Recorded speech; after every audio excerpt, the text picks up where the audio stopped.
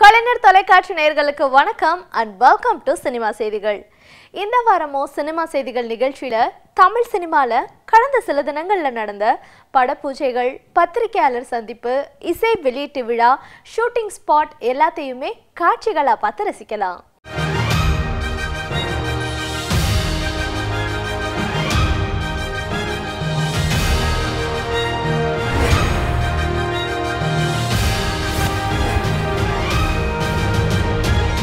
தமிழ் சினிமால வெற்றியுடன் தரமான இயக்குனர்ன்ற பேரை ரசிகர்களிடம் பெற வேண்டும்னா காதல் அல்லது சமூகம் சார்ந்த படங்களை இயக்கி இருக்கணும்.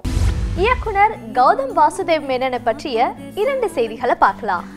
முதல் செய்தி, தனுஷை ஹீரோவாக வைத்து இயக்கி கொண்டிருக்கும் என்னை நோக்கி பாயும் தோட்டா படத்துல இயக்குனர் சசிகுமார் ஒரு முக்கியமான கதாபாத்திரத்துல நடிக்கிறாரு. இரண்டாவது செய்தி, கௌதம் வாசுதேவ் மேனன் இயக்க போகும் விண்ணை தாண்டி வருவாயா பார்ட் 2 படத்துல சிம்புக்கு பதிலா ஹீரோவா மாதவன் நடிக்கிறாரு.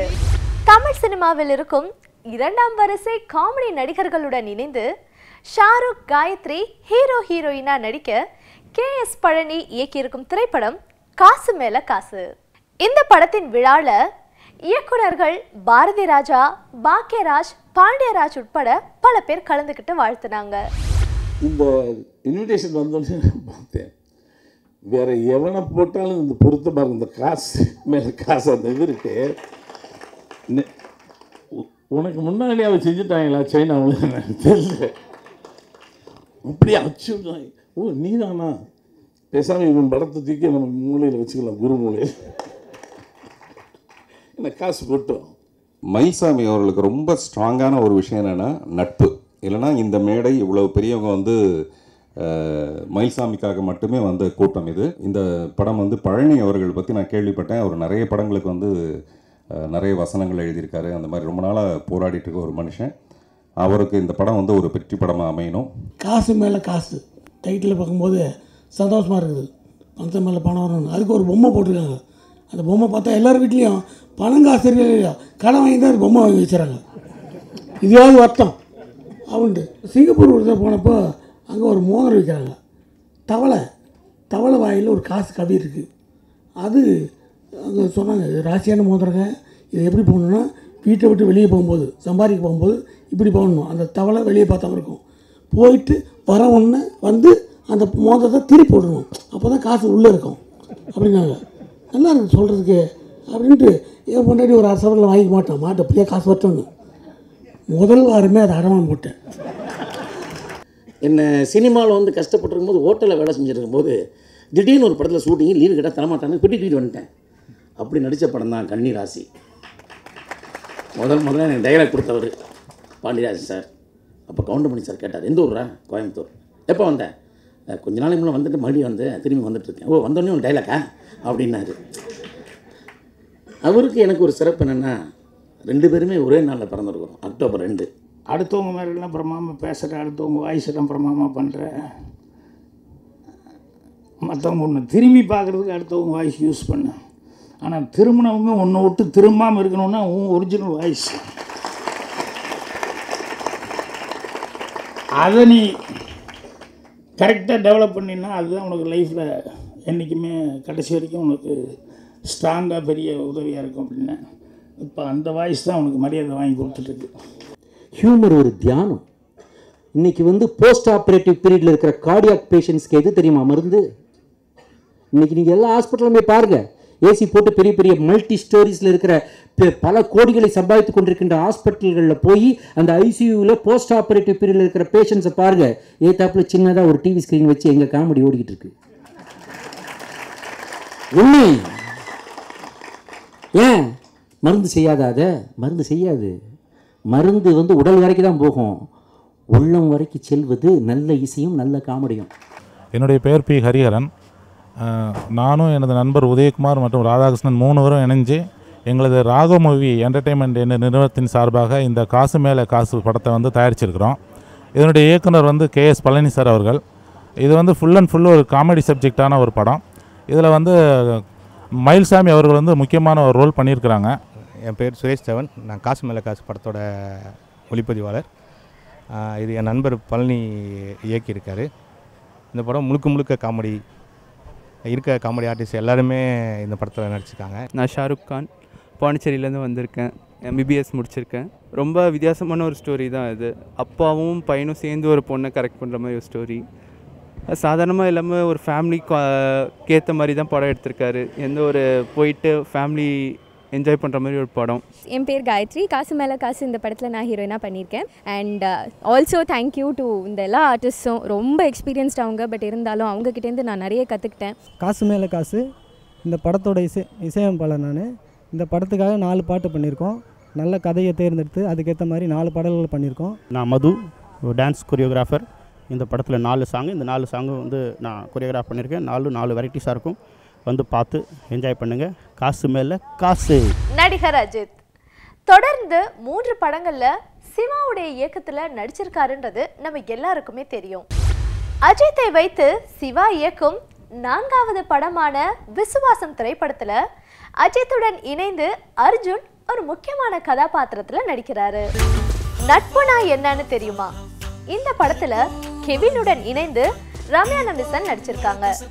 இசையமைச்சிருக்காரு தரன். இந்த படத்தை சிவா அரவிந்த் இயக்க லிப்ரா புரொடக்ஷன்ஸ் தயாரிச்சிருக்காங்க. இந்த படத்தின் விழால இயக்குனர்கள் S.A. சந்திரசேகரன், மிஷ்கின் உட்பட பல பேர் கலந்துக்கிட்டாங்க. நட்புனா என்ன, அதை யோசிக்க வச்ச அந்த ஒரு பாசிட்டிவ் கிரியேட். அது நட்புனா அவ்வளோ பெரிய பவர். அது சாதாரணமாக சூப்பர் ஸ்டார்ஸோடைய படங்கள் வந்து சார் கொஞ்சம் கதை சரி இருந்தாலே ஓடிடும் சார்னு சொல்லுவாங்க. இந்த கான்செப்டே சூப்பர் ஸ்டார். அதனால வந்து இது கொஞ்சம் ஒழுங்காக பண்ணாலே நல்லா கண்டிப்பாக ஜெயிச்சிடும். அப்படி ஒரு கான்செப்ட் டெஸ்ட் பண்ணிருக்கீங்க. லைஃப்பில் வந்து நமக்கு ஃபஸ்ட்டாக நடக்கிற ஒரு சில விஷயங்கள் எப்போவுமே நமக்கு ரொம்ப ஸ்பெஷலாக இருக்கும் அப்படின்னு சொல்லுவாங்க. அந்த மாதிரி ஒரு ஸ்பெஷலான நாள் தான் எனக்கு மட்டும் இல்லை, இங்கே இருக்கிற எல்லாருக்குமே. இந்த நாள், இந்த மேடை, இந்த படம் எல்லாமே அப்படி ஒரு ஸ்பெஷலாக தான் இன்றைக்கி இருக்குது. பியூட்டிஃபுல் ஒரு வைப் கிரியேட் பண்ணியிருக்கு. இந்த படம் பெரிய வெற்றியாரையும் நான் மனசில் நம்புகிறேன். என்டர்டெய்னிங் ஜானர் தான், பெரிய சீரியஸான படங்கள்லாம் கிடையாது, ஒரு என்டர்டெய்னிங் தான். ஆனால் பிடிச்சமாக இன்ட்ரெஸ்டிங்காக படம் பார்க்கலாம்னு நினைக்கிறேன். Man of the day Dharan. I think it's spellbinding and kick ass album அவங்க கொடுத்துருக்காங்க. எனக்கும் நானும் ஒரு கேரம் போர்டு சாங் அதில் பாடியிருக்கேன். My favourite pick from the album is அந்தர் பெல்டி. In music, I should thank all the musicians first before that. Alisha Thomas, she is here. The Under Belty song அவங்க தான் பாடினாங்க. ஏற்கனவே டவுன் பாடியிருந்தாங்க. அதோட beautiful voice இந்த சாங்கில் பாடியிருக்காங்க. ஹரிச்சரன் இன்னைக்கு அவர் இல்லை ஊரில், ஸோ அவர் பாடியிருக்காரு. I should thank Mark, I should thank I think all the other singers you mentioned. நட்புன்னு எடுத்துக்கிட்டால் அந்த களம்ங்கிறதே வந்து ஒரு சக்ஸஸ்ஃபுல்லான எவர்கிரீனான ஒரு ஃபார்முலா தான். தமிழ்நாட்டில் உள்ள கோவை மாவட்டத்தை சேர்ந்த அருணாச்சலம் பெண்கள் பயன்படுத்தக்கூடிய பேடை எளிமையாக உருவாக்கி உலகம் முழுவதும் புகழ் பெற்றிருக்காரு. இவருடைய பிஸ்னஸ் வாழ்க்கையை மையமாக கொண்டு வெளிவந்து வெற்றி அடைந்திருக்கும் திரைப்படம் பேட்மேன். இந்த படத்தில் அக்ஷய்குமார் ஹீரோவா நடிக்க பால்கி இயக்கியிருக்காரு. தொடர்ந்து நல்ல வரவேற்பு அடைஞ்சிட்டு இருக்கு.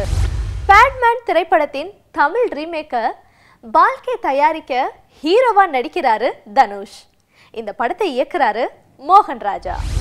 மெர்லின், விஷ்ணு பிரியன், அஸ்வின், ஜீவா நடிக்க கணேஷ் ராகவேந்திரா இசையில கீரா இயக்கியிருக்காரு. கடந்த வெள்ளிக்கிழமை வெளிவந்திருக்கும் இந்த படம் ஹீரோவின் மனசுக்குள் ஏற்படும் மாற்றத்தை சொல்ல வந்திருக்கு. நான் மெர்லின் படத்தோட டைரக்டர் கீரா பேசுகிறேன். இந்த படம் வந்து உளவியலை பேசக்கூடியது. மனித உளவியலில் இருக்கக்கூடிய அகச்சிக்கலில் வெவ்வேறு கண்ணி இருக்கும். இதில் வந்து காமம் பிரதானமாக இருக்கும். காமம் தான் அவனுடைய அகச்சிக்கலுக்கான காரணம். நம்ம ஊரில் கிராமங்களில் பார்த்திங்கன்னா நிறைய பேர் வந்து கோயிலில் ஆடுவாங்க, சாமி வந்து ஆடுவாங்க, அதே மாதிரி பேய் பிடிச்சி ஆடுவாங்க. இவர்களுக்கெல்லாம் என்ன சிக்கல் இருக்க முடியுங்கிற ஒரு ஆய்வின் அடிப்படையில் நவீன கட்டமைப்போட அந்த படத்தை பண்ணியிருக்கோம். நான் விஷ்ணு பிரியன் பேசுகிறேன். இந்த படம் உங்களுக்கு ஒரு சைக்கலாஜிக்கல் த்ரில்லர் மூவி. நீங்கள் ரெகுலராக பார்த்துட்டு வந்துட்டுருக்கிற ஒரு பேய் படங்கள்லேருந்து சற்றே மாறுபட்ட பேய் அப்படின்னா என்ன அப்படிங்கிற உளவியல் சிக்கலை ரொம்ப டீப்பாக விவரிக்கிற ஒரு படம். என் பேர் அஸ்வினி சந்திரசேகர். பேசிக்கலி நான் கிளாசிக்கல் டான்ஸர். இப்போது மெர்லின் இந்த படத்தை ஹீரோயின் ஆக்சுவலி. ஸோ இந்த படத்தில் எனக்கு நிறைய ஷேட்ஸ் இருக்குது. முஸ்லீம் கேரக்டர், ஹிந்து கேரக்டர், கிறிஸ்டியன் பொண்ணு, அந்த மாதிரி. அதுவும் எல்லாமே தனியாக ஒரு சாங் இருக்குது. நான் மெர்லின் படத்தோட பாடலாசிரியர் சாவி. இந்த படத்தில் மொத்தம் 3 பாடல், அதில் ஒரு பாடல் நான் எழுதியிருக்கிறேன். பாடல் வந்து நீரும் நெருப்பும் மோதிக்கொண்டால் உலகம். அப்படின்னு ஆரம்பிக்கும். இது ஒரு காதல் பாடம். செய்தி என்னன்னா, மீண்டும் ஊமை விழிகள் தலைப்புல பிரபுதேவாவை நடிக்க வைக்க முயற்சிகள் நடந்துட்டு இருக்கு.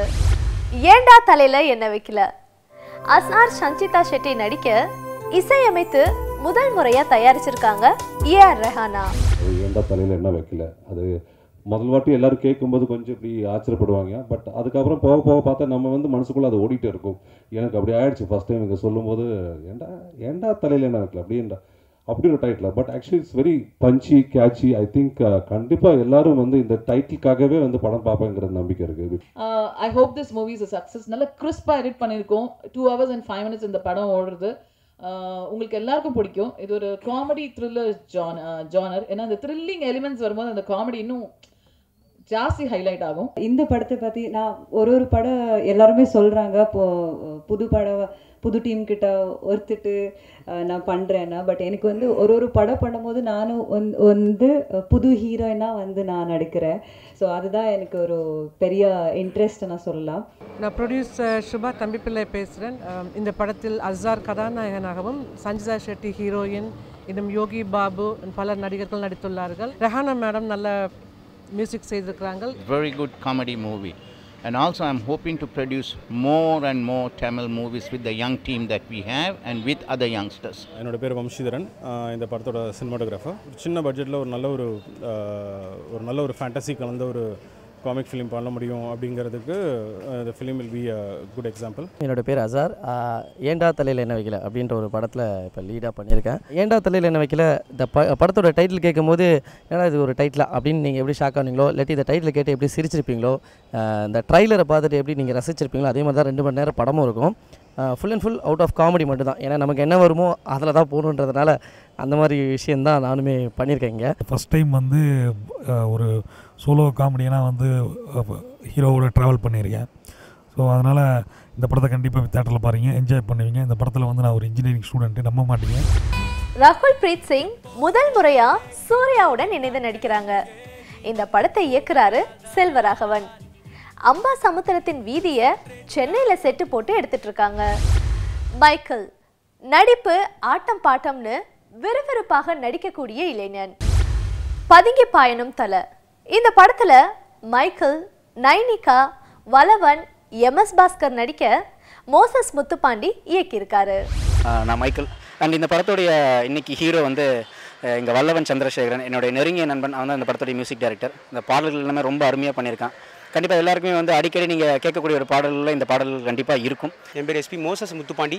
நான் பதுங்கி பாயணும் தலை படத்துடைய இயக்குனர். இந்த ஸ்கிரிப்ட் ரெடி பண்ணிவிட்டு நான் ட்ரை பண்ணிட்டு இருக்கும்போது மீடியா பேஸ் ப்ரொடக்ஷன் சார்பாக அமினா ஹுசேன் மேம் எனக்கு கதை கேட்டாங்க. ஸோ அவங்க இது வரைக்கும் ஒரு 10 கதை கேட்டாங்க. எதுவும் அவங்களுக்கு பிடிக்கல. காமெடி மிக்ஸ்டு ஸ்டோரியாக அவங்க கேட்டாங்க. அப்போ நான் சொன்ன கதை அவங்களுக்கு பிடிச்சதுனால அந்த படத்தை பண்ண முன் வந்தாங்க. ஸோ ஒரு என்ன சொல்கிறதுனா ஒரு 53 நாள் பிளான் பண்ணி 45 நாளில் நான் படத்தை முடிச்சிருக்கோம். ப்ரொடியூசர்ஸ் படம் பார்த்தாங்க, ரொம்ப ஹாப்பியாக இருக்காங்க. முழுக்க காமெடியாக வந்திருக்கு. என் பேர் வல்லவன் சந்திரசேகரன், இசையமைப்பாளர். பதுங்கி பாயணும் தலைங்கிற படத்துடைய இசையமைப்பாளர். இந்த படத்தில் வந்து ஒரு 6 பாடல்கள் இருக்குது. 6 பாடல்களில் அண்ணன் ஞானக்கரவில் 2 பாடல்கள் எழுதிக்கிறாரு, இயக்குனர் 2 பாடல்கள் எழுதிக்கிறாரு. அதுமாதிரி ஆல்ரெடி நாங்கள் வந்து ஒரு சின்ன ஒரு ஹிட் கொடுத்தோம். அதாவது 1.5 மில்லியன், அதாவது 15 லட்சம் வியூஸ். மாமன மச்சானங்கிற பாட்டு வந்து 15 லட்சம் வியூஸ் எங்களுக்கு வந்து ஒரு ஹாப்பியான ஒரு மூமெண்ட்டை கொடுத்தது. இந்த படம் வந்து ஒவ்வொரு ஃப்ரேமுக்கும் வந்து சிரித்து உருளணும், தேட்டரே சிரித்து உருளணும். நான்லாம் சின்ன வயசில் அபூர்வமாக ஒரு சில படங்கள் வந்திருக்கு. பார்த்தா தேட்டரில் போனதுலேருந்து கடைசி வரைக்கும் சிரித்து வயிறு புண்ணாகி போகும். அப்படிப்பட்ட படம் இது. நான் நைனிகா பேசுகிறேன். பதுங்கி பயணம் தலை என்ற மூவியில் நான் தான் ஹீரோயின் ரோல் பண்ணியிருக்கேன். அப்புறம் இதோட ப்ரொடியூசர் அமினா ஹுசைன் மேம். அவங்க ப்ரொடியூசராக மட்டும் இல்லாமல் குட் சப்போர்ட்டராக இருந்ததுனால ஆல்மோஸ்ட் 60 டேஸ் ஷூட் வந்து பிளான் பண்ணி வச்சுருந்தோம். ஆனால் 45 டேஸில் வந்து we completed the movie. So அதில் வந்து அவங்களோட காப்பரேஷன் இருந்ததுனால தான் இவ்வளோ சீக்கிரமாக முடிஞ்சிருச்சு. நான் RNR மனோகர். இது வந்து ஒரு கமர்ஷியல் என்டர்டெயின்மெண்ட் பேக்கடான ஒரு படமாக இருக்கும். ரசிகர்களுக்கு கண்டிப்பாக பிடிக்கும். இது வந்து கண்டிப்பாக ஒரு வெற்றி படமாக இருக்குன்றதுல எனக்கு எந்த விதமான டவுட்டுமே கிடையாது. பதுங்கி பாயணும் தலை இந்த படத்தோட எடிட்டர் நான். வீரம் படத்தில் எப்படி ஒரு கிரேஸ் இருந்ததோ அதே மாதிரி வந்து எங்களுக்கு வந்து பதுங்கி பாயினம் தலை படமும் அதே மாதிரி ஒரு கிரேஸ் இருந்தது. இந்த படத்தில் வந்து நான் ஒரு லீடு ரோல் ஒரு காமெடியனாக வந்து பண்ணியிருக்கேன்.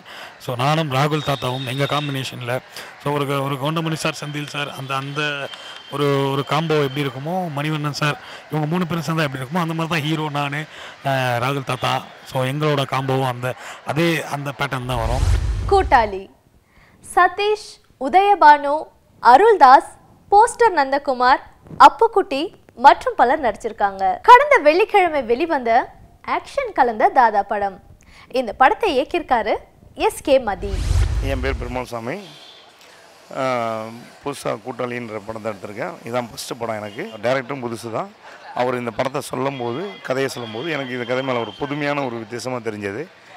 இதனால இதை நான் ஒத்துக்கிட்டேன். சரி எடுக்கலாம் அப்படின்னு முடிவு பண்ணியிருக்கோம். அதேமாரி அவர் சொன்ன மாதிரியும் அவர் எடுத்திருக்காரு. ரொம்ப நல்லா வந்திருக்கு. நான் கூட்டாளி படத்தோட இயக்குனர் எஸ்கே மதி பேசுகிறேன். அழகி படத்தில் சின்ன வயசு பார்த்திபனா பண்ண சதீஷ் இதில் ஹீரோவாக பண்ணியிருக்காங்க. கிருஷா குரூப் ஹீரோயினாக பண்ணியிருக்காங்க.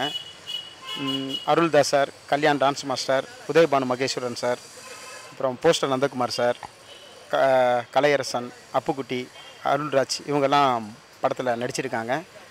இந்த படம் கார் சீஸ் பண்ணுற 4 பசங்களோட லைஃப், அதுக்குள்ளே அழகான காதலும் ஆழமான நட்பும் ஆழமாக பதிவு பண்ணியிருக்கோம். எப்படி வந்து ஒரு அழகி வந்து ஒரு என்டர்டெயின் மூவியாக அவங்களுக்கு வந்து எப்படி ஒரு மனசில் ஒரு பதிஞ்ச ஒரு பையனாக நான் நின்னணும், அதே மாதிரி கூட்டாளியில் வந்து ஜீவான்ற ஒரு கேரக்டர் நிச்சயமாக அவங்களுக்கு வந்து மனசில் ஒரு பதிகிற மாதிரி ஒரு கேரக்டர் அனுப்புன்றதில் எனக்கு கொஞ்சம் கூட டவுட் இல்லை.